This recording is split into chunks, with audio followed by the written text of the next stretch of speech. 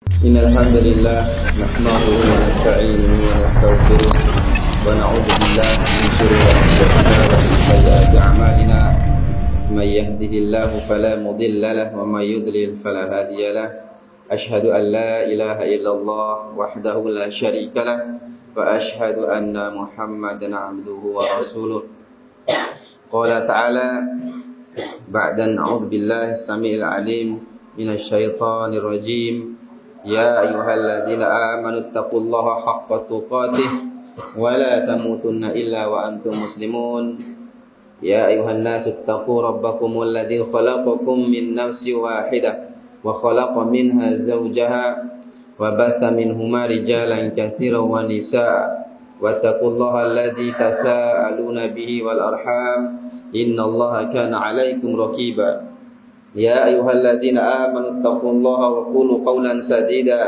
يصلح لكم أعمالكم ويغفر لكم ذنوبكم ومن يطع الله ورسوله فقد فاز فوزا عظيما أما بعد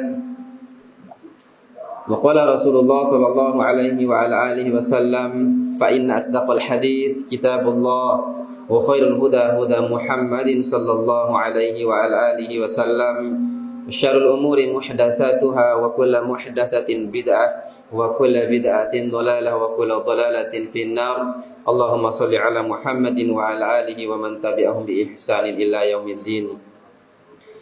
Jemaah sidang Jumat rahimani wa rahimakumullah. Alhamdulillah, segala puji bagi Allah yang telah memberikan kepada kita banyak nikmat sampai detik ini, sampai saat ini.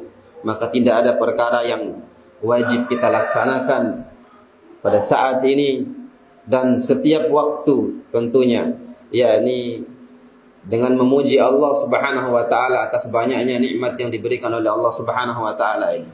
Dan mari khatib mengajak kita semua, mari kita menggunakan nikmat yang diberikan oleh Allah Subhanahu wa taala ini, baik berupa harta, tempat tinggal, pakaian kita, makan minum kita gunakan untuk selalu kita mendekatkan diri beribadah kepada Allah Subhanahu wa taala. Dengan begitulah akan menjadikan kita sebagai umat, sebagai hamba-hamba Allah Subhanahu wa taala yang patut bersyukur di hadapan Allah Subhanahu wa taala. Kemudian salawat dan salam kepada junjungan manusia terbaik yang pernah diciptakan oleh Allah, yakni Nabi Muhammad sallallahu alaihi wasallam. Nabi dan Rasul terbaik, dan Nabi dan Rasul yang di hari kiamat nanti adalah umatnya yang paling banyak, dan di antara umat-umatnya yang nanti akan kekal di dalam surga Allah Subhanahu wa taala. Jemaah kaum muslimin rahimani wa rahimakumullah, di antara kasih sayang hamba, di antara kasih sayang Allah Subhanahu wa taala kepada hamba-hambanya, yaitu diberikan satu kemudahan, yakni orang-orang Allah Subhanahu wa taala memberikan kesempatan bagi orang-orang yang masih hidup, yaitu bisa mendatangkan pahala kebaikan untuk orang-orang yang sudah meninggal. Ini di antara rahmat dan kasih sayang Allah Subhanahu wa taala, di mana Allah Subhanahu wa taala memberikan kemudahan.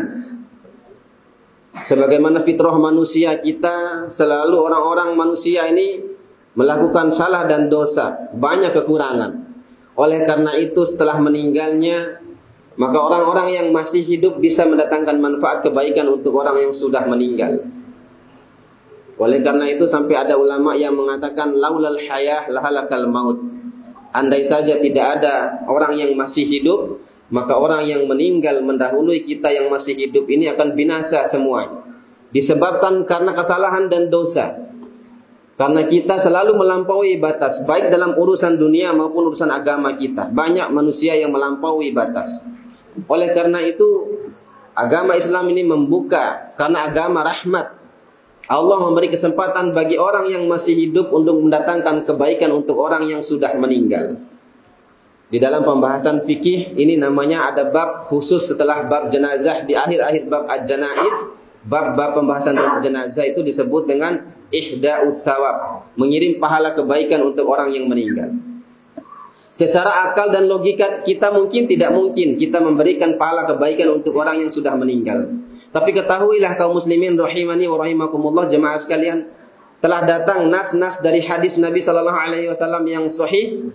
Ada beberapa amalan-amalan yang sampai dilakukan oleh orang yang masih hidup akan sampai manfaatnya untuk orang yang sudah meninggal. Mari kita urai satu persatu secara singkat di Jumat kali ini tentang perkara ini. Mudah-mudahan mendatangkan manfaat untuk kita semua. Terutama kita yang sudah didahului orang tua kita, kakek nenek kita, atau siapa saja orang-orang yang kita sayangi di antara keluarga kita. Yang pertama yang menjadi bukti bahwasanya orang yang masih hidup ini bisa mengirimkan pahala kebaikan untuk orang yang sudah meninggal, sebagaimana riwayat disebutkan oleh Al-Imam Al-Bukhari dari hadis Aisyah radhiyallahu taala anha, yaitu tentang seorang yang menghajikan orang tuanya yang sudah meninggal. Di dalam hadis itu Aisyah mengatakan ada seorang perempuan wanita datang menghadap Nabi sallallahu alaihi wasallam. Dia berkata kepada Rasulullah sembari bertanya kepada Rasulullah. Beliau mengatakan, "Ya Rasulullah, inna ummi matat." "Ya Rasulullah, inna ummi nadarat an tahujja falam tahujja hatta matat. Afa ahajji anha?" "Ya Rasulullah, sesungguhnya ibu saya dulu semasa hidupnya sangat ingin sekali naik haji. Dia bercita-cita bernazar ingin naik haji. Tapi qadarullah, sebelum ibu saya naik haji sudah keburu meninggal." Kemudian wanita ini bertanya, "Afa ahaji anha? Bolehkah saya hajikan orang tua yang sudah meninggal ini? Orang tua saya yang sudah meninggal ini?" Maka Rasulullah SAW mengatakan, "Na'am, haji anha." Ya, boleh, hajikanlah orang tuamu yang sudah meninggal itu. Ini diantara bukti bahwasanya amal-amal tertentu, salah satunya adalah haji. Jadi manusia kita yang masih hidup ini bisa melakukan amal haji untuk orang yang sudah meninggal. Kalau dalam bahasa fikihnya itu badal haji, kalau bahasa bimanya itu ampa masa haji. Dan ini benar, syariat dan para ulama sepakat tentang perkara ini, kan kebolehan orang yang masih hidup menghajikan orang yang sudah meninggal. Kemudian yang kedua, yaitu amalan yang bukti bahwasanya orang yang masih hidup ini bisa mendatangkan pahala kebaikan untuk orang yang meninggal, yaitu hadis tentang puasa. Di mana hadis ini diriwayatkan oleh Imam Bukhari dan Imam Muslim, sama-sama masih hadis dari Aisyah, istri Rasulullah SAW. Untuk Bapak Ibu ketahui jemaah sekalian, Aisyah ini adalah salah satu istri Nabi, salah seorang wanita yang banyak sekali meriwayatkan hadis dari Nabi. Bahkan urutan, kalau tidak salah, urutan keempat dari sahabat-sahabat yang laki-laki. Karena Aisyah ini sering menyertai Nabi SAW. Iya, sering menyertai Nabi SAW. Maka dalam hadis ini Aisyah mengatakan ada seorang perempuan datang menemui Aisyah. Tanya. Perempuan ini bertanya kepada Aisyah. Ya, bertanya kepada Aisyah radhiyallahu taala anha tentang perihal orang tuanya yang sudah meninggal. Ternyata masih punya utang puasa yang belum dibayar oleh orang tuanya, keburu meninggal, tapi utang puasanya masih ada. Kemudian Aisyah mengatakan kepada wanita ini, "Saya mendengar Rasulullah SAW tentang perkara ini." Ya, bahwasanya Nabi SAW bersabda, apabila salah seorang di antara kalian mati dan meninggalkan utang puasa, soma'anhu waliyuhu, maka walinya berpuasa untuk orang tuanya yang sudah meninggal. Ya. Jadi walinya lah yang akan menggantikan puasa daripada orang tua yang meninggalkan. Maka dalam seluruh mazhab sepakat mempuasakan orang tua yang memiliki utang puasa adalah dianjurkan dalam agama kita. Ya. Inilah yang kedua, yang menunjukkan bahwasanya kita yang masih hidup ini bisa mendatangkan manfaat untuk orang yang sudah mendahului kita. Di antaranya yang kedua adalah puasa. Ya. Kemudian yang ketiga, di antara amalan yang ketiga, yaitu orang yang masih hidup bisa mendatangkan pahala kebaikan untuk orang yang sudah meninggal. Yang ketiga adalah sedekah. Sebagaimana dalam hadis riwayat Imam An-Nasa'i, hadis ini dihasankan oleh Syekh Albani rahimahullah. Dalam hadis ini ada seorang laki-laki datang menemui Rasulullah SAW. Dia datang menemui Rasulullah SAW sembari bertanya kepada Rasulullah sallallahu alaihi wasallam tentang orang tuanya yang meninggal. Hampir sama hadisnya dengan hadis pertama tadi dan hadis kedua. Tapi yang ini laki-laki. Kalau hadis pertama tentang haji dan sedekah, ini perempuan yang datang menemui Nabi dan Aisyah. Tapi yang ini adalah seorang laki-laki datang menemui Rasulullah sallallahu alaihi wasallam, dan hadis ini hasan, dihasankan oleh Al-Albani. Riwayat Imam An-Nasa'i. Ya, ini dia datang kepada Rasulullah, "Ya Rasulullah, inna ummi matat. Afa atasaddaqu anha?" Ya Rasulullah, ibu saya meninggal ya Rasulullah. Bolehkah saya bersedekah atas nama ibu saya? Nabi sallallahu alaihi wasallam menjawab, "Na'am, boleh," kata Nabi sallallahu alaihi wasallam. Kemudian laki-laki ini bertanya lagi kepada Nabi sallallahu alaihi wasallam. Dia mengatakan kepada Rasulullah, "Ya Rasulullah, kalau memang boleh saya sedekah untuk atas nama orang tua saya yang meninggal itu, ayu shadaqatu afdol. Maka sedekah apakah yang lebih afdol, yang paling baik untuk orang tua saya yang meninggal itu?" Tanya laki-laki ini. Nabi SAW menjawab, "Saqiul ma', memberi makan dan minum," kata Nabi SAW. Jadi ini diantara bukti bahwa sedekah itu boleh bagi kita yang masih hidup. Kita keluarkan sedekah kita niatkan pahalanya untuk orang-orang yang sudah mendahului kita. Di antara orang tua kita atau siapa saja yang kita cintai di antara orang-orang sudah mendahului kita. Dan ini adalah sepakat para ulama kebolehannya. Disebutkan oleh Al-Imam Ibnu Taimiyah dan beberapa banyak ulama salaf lainnya akan kebolehan sedekah bagi orang yang sudah meninggal. Dan Nabi sallallahu alaihi wasallam di sini menekankan sedekah yang paling baik itu adalah makanan dan minuman. Bukan berarti perkara lain tidak boleh. Sedekah uang boleh, pakaian baru boleh. Tafadhol, silakan. Hanya di sini Nabi mengarahkan kepada sesuatu yang lebih baik di antara sedekah yang ada adalah memberi makan dan minum. Jemaah kaum muslimin rahimani wa rahimakumullah. Oleh karena itu Al-Imam Tawus, seorang ulama tabi'in, dan ini disebutkan oleh Imam Ahmad bin Hanbal dalam kitab beliau Az-Zuhud. Beliau menyebutkan, menukil perkataan Imam Tawus. Tawus ini adalah tabi'in senior yang dia belajar langsung dari sahabat Nabi sallallahu alaihi wasallam, bukan tabi'in junior yang kecil, tapi senior. Artinya dia bertemu dengan sahabat Nabi. Tawus mengatakan rahimahullah dalam satu kalimat dinukil oleh Imam Ahmad dalam kitab beliau Az-Zuhud, "Innal mauta yuftatinuna fi quburihim sab'an. Fakanu yustahabu ayyuti'imu anhum tilkal ayyam." Imam Tawus mengatakan dinukil oleh Imam Ahmad dalam kitab Az-Zuhud bahwasanya sesungguhnya innal mauta yuftatinuna fi quburihim sab'an. Jadi orang-orang beriman, orang-orang Islam yang mati di antara kalangan kita ini, hari-hari yang paling berat dalam kubur adalah hari pertama sampai hari ke-7. Ini adalah hari-hari yang paling berat yang dirasakan oleh setiap orang mukmin yang meninggal, yaitu hari pertama sampai hari ke-7. Kata Imam Tawus, "Fakanu yustahibu anhum ayutimu anhum tilkal ayyam." Maka dianjurkan untuk keluarga yang ditinggalkan yang masih hidup itu untuk bersedekah makan dan minum pada hari-hari itu. Tujuannya apa? Untuk meringankan urusan si mayit ini. Jemaah kaum muslimin rahimani wa rahimakumullah. Inilah diantara perkara yang ketiga, yakni kita yang masih hidup ini bisa mendatangkan manfaat untuk orang tua atau siapa saja yang sudah meninggal. Dan ini disebutkan dalam nas, dan para ulama sepakat tentang perkara ini akan kebolehannya. Iya. Adapun yang mengingkari hanya 1-2 orang saja di antara kalangan salaf, tapi jumhur salaf tidak ada yang mengingkari perkara ini karena datang nas-nas dari Rasulullah dan para sahabat tabi'in dan tabi'in yang melakukan perkara ini. Kemudian yang keempat, yang terakhir, yang hari ini banyak diingkari oleh para penuntut ilmu, yang kita baru belajar biasanya semangat dalam perkara ini. Padahal disepakati oleh ulama salaf kita, ya, baik dari kalangan sahabat, tabi'in, tabi'ut tabi'in, dari mazhab yang 3, mazhab Hanafi, mazhab Maliki dan Hambali, sepakat akan kebolehan masalah ini, yaitu tentang seorang yang masih hidup, dia membaca Al-Quran dan dia niatkan pahala untuk orang yang sudah meninggal. Jumhur ulama sepakat akan kebolehan ini. Di antara keterangan yang menyebutkan tentang perkara ini adalah sebagaimana yang disebutkan dalam kitab Fathul Bari Sarah Sahih Bukhari, Imam Ibnu Hajar Al-Asqalani, seorang ulama mazhab Syafi'i.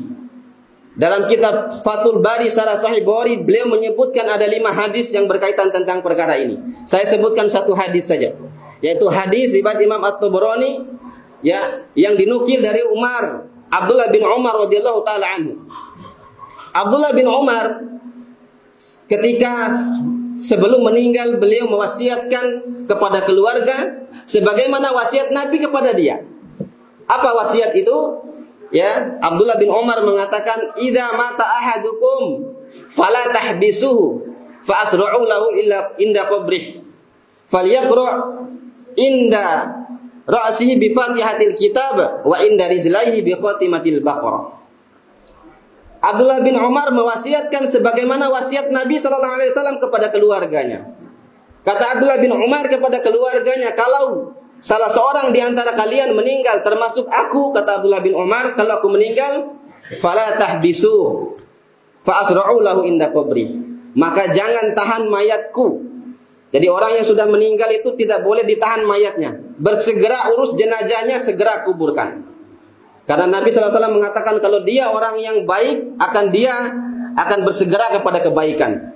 Kalau dia termasuk orang yang buruk yang meninggal ini, maka seluruh makhluk akan beristirahat dari kepada keburukannya. Maka segeralah kuburkan, kata Nabi SAW.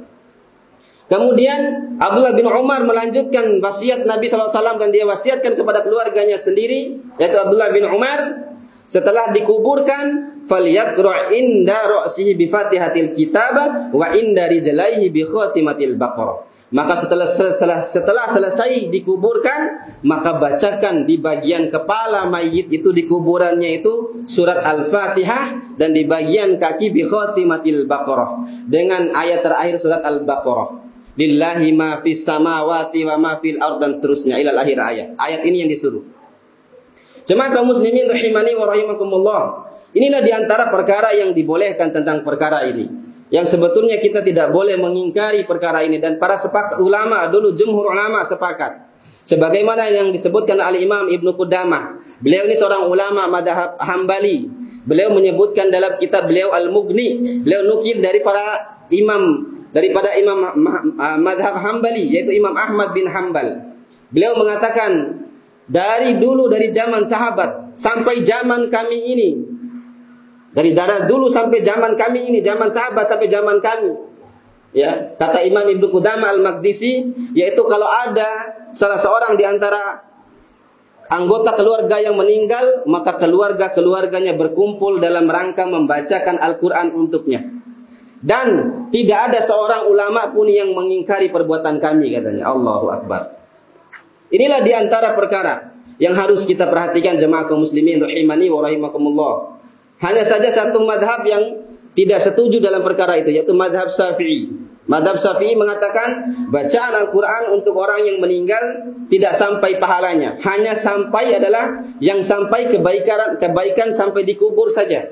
Artinya Imam Syafi'i pun tidak mengingkari seluruhnya, yaitu pahala tidak sampai, tapi kalau keamanan untuk di kuburan, maka itu akan sampai. Dari orang yang mati menurut Imam Syafi'i, madhab Syafi'i, ketika kita bacakan kuburan, itu akan menjadi hidangan bagi dia dalam kuburnya, tapi tidak sampai pahalanya, kata beliau. Ala kulli hal, semua ini mendatangkan manfaat. Intinya mendatangkan manfaat.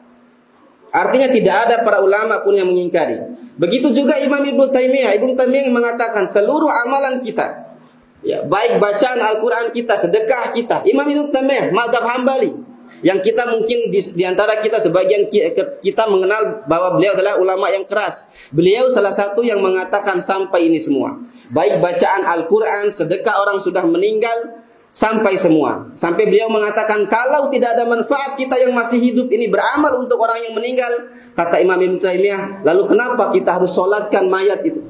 Tidak ada manfaatnya, kata beliau. Buat apa Nabi mensyariatkan kita sholat mayit? Dimaksudkan kita disyariatkan bagi yang hidup ini sholat untuk mayat. Kata Ibnu Taimiyah, itu menunjukkan juga kita, amal kita yang masih hidup ini sampai ke manfaatnya untuk orang yang sudah meninggal. Inilah makanya Imam Ahmad bin Hanbal rahimahullah dalam sebuah hadis, dalam sebuah riwayat, disebutkan oleh para muridnya, dinukil oleh Al-Imam Ibnu Qayyim rahimahullah, beliau mengatakan ketika murid-murid Imam Ahmad bin Hanbal ditanya, "Ya Syekh, apa yang harus kami lakukan ketika kami datang ziarah kubur, masuk ke kuburan?" Imam Ahmad bin Hanbal mengatakan bahwasanya beliau mengatakan, kalau kalian masuk ke kubur maka ucapkan salam sebagaimana yang diajarkan oleh Rasulullah sallallahu alaihi wasallam. Kemudian setelah itu bacakan beberapa surat-surat pendek, kemudian niatkan kebaikan pahala dari bacaan surat pendek itu untuk seluruh penghuni kubur. Imam Ahmad bin Hanbal mengatakan seperti itu, dan ini sahih dan ini masyhur di kalangan para ulama.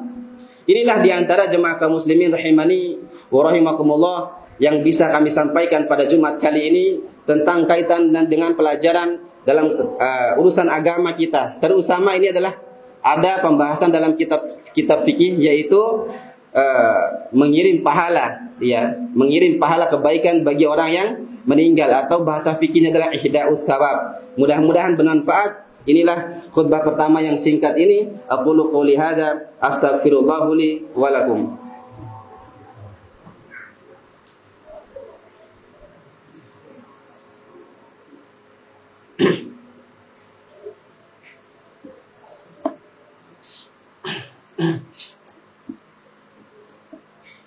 Alhamdulillah wassalatu wassalamu ala Rasulillah wa ala alihi wa sahbihi wa man wala. Asyhadu an la ilaha illallah wahdahu la syarikalah wa asyhadu anna Muhammadan abduhu wa rasuluh. Qala ta'ala ya ayyuhalladzina amanu taqullaha haqqa tuqatih wa la tamutunna illa wa antum muslimun. Wa qala Rasulullah sallallahu alaihi wasallam ittaqillaha haitsu ma kunta wa adbi sayyi'atal hasanata tamhuha wa khaliqin nasa bi khuluqin hasanin. Di antara juga jemaah kaum muslimin, yaitu sebelum khutbah kedua ini khatib menutup dengan berdoa kepada Allah, ada juga yang perlu dipahamkan kepada kita yang berkaitan dengan adab masuk ke dalam kubur. Yakni di antara para ulama berselisih pendapat tentang bagaimana kita masuk di dalam kubur dengan menggunakan sandal. Sebagian ulama yang melarang kita masuk ke kubur dengan menggunakan sandal hanya satu mazhab, yaitu mazhab Hambali. Dalilnya adalah hadis Nabi sallallahu alaihi wasallam riwayat Imam Abu Daud. Ada seorang laki-laki masuk ke kuburan dengan menggunakan sandal. Sandal namanya sandal Qibtiyah. Kemudian Nabi sallallahu alaihi wasallam mengatakan kepada laki-laki itu, "Ya sahibal sibtiyatain, wahai pemilik dua sandal kulit." Dari sibtiyatain ini dijelaskan oleh para ulama termasuk Al-Imam An-Nawawi, sandal kulit yang dikirim dari Yaman. Sandal yang begitu mahal harganya. Nabi mengatakan, "Ya sahibal sibtiyatain, alki sibtiyatain." Wahai pemilik dua sandal, buka sandalmu, lemparkan sandal itu. Akhirnya sahabat yang menggunakan sandal ini, dia ambil sandalnya, dia lempar keluar kuburan. Ini diantara madhab Hambali yang berdalil dengan hadis ini. Tapi ternyata jumhur ulama mengatakan bahwasanya menggunakan sandal dalam kubur adalah boleh hukumnya. Ini dipegang oleh madhab jumhur ulama. Di antaranya madhab Hanafi, madhab Maliki, dan madhab Syafi'i. Mereka berdalil dengan hadis Nabi sallallahu alaihi wasallam, riwayat Imam Bukhari, yaitu Nabi sallallahu alaihi wasallam dalam hadis itu bersabda ketika mayat dimasukkan ke dalam kuburan, ya. Ketika mayat dimasukkan ke dalam kuburan, kemudian orang-orang peziarah itu pulang, Nabi mengatakan la quri'a na'lai, maka para orang yang meninggal itu bisa mendengar suara sandal-sandal orang yang berjalan keluar dari kubur itu. Maka dari hadis ini jumhur ulama dari tiga madhab tadi selain madhab Hambali mengatakan menggunakan sandal di dalam kubur itu adalah boleh, tidak dilarang. Dan mereka menjawab hadis larangan tentang itu bahwasanya karena laki-laki tadi dia menggunakan sandal dalam bentuk kesombongan. Karena sandalnya sandal sangat mahal, dia masuk dengan kuburan dengan sandal mahal dan istilahnya dia menyombongkan diri dengan sandalnya. Oleh karena itu maksud hadis Nabi SAW melarang laki-laki tadi menggunakan sandal.